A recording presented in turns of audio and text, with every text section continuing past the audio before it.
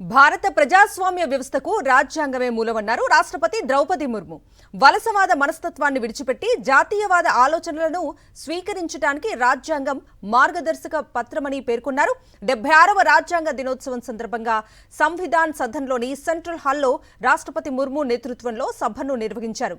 9 ప్రాంతీయ భాషల్లో రాజ్యాంగ అనువాద ప్రతులను ఆవిష్కరించారు. తెలుగు, మలయాళం, మరాఠీ, పంజాబీ, బోడో, ఒడియా, అస్సామీతో పాటు తొలిసారిగా కశ్మీరీ భాషలోనూ భారత రాజ్యాంగం అందుబాటులోకి వచ్చింది. ఈ సందర్భంగా రాష్ట్రపతి ముర్ము కీలక ప్రసంగం చేశారు. ప్రజల స్వాభిమానాన్ని కాపాడే ఎన్నో హక్కులను రాజ్యాంగం ఇచ్చిందన్నారు. రాజ్యాంగం మనకు గొప్ప కర్తవ్య బోధ చేస్తుందని తెలిపారు.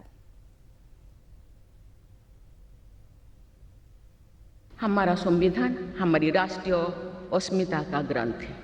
ये हमारी राष्ट्रीय पहचान का ग्रंथ है।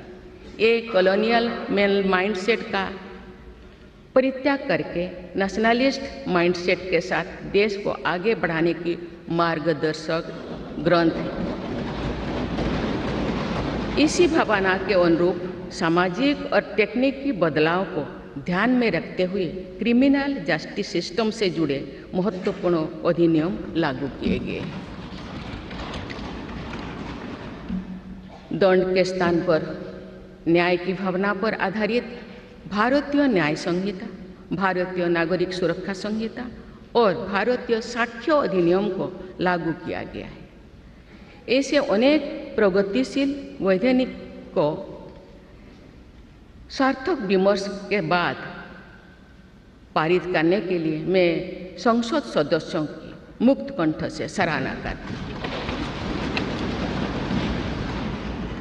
संविधान संशोधन के प्रावधानों के महत्व पर चर्चा करते हुए इस बात को रेखांकित किया गया था कि संविधान में ही ऐसी व्यवस्था होनी चाहिए जिसके बल पर भावी पीढ़ियाँ आवश्यक अनुसार समयानुकूल संशोधन कर सकें।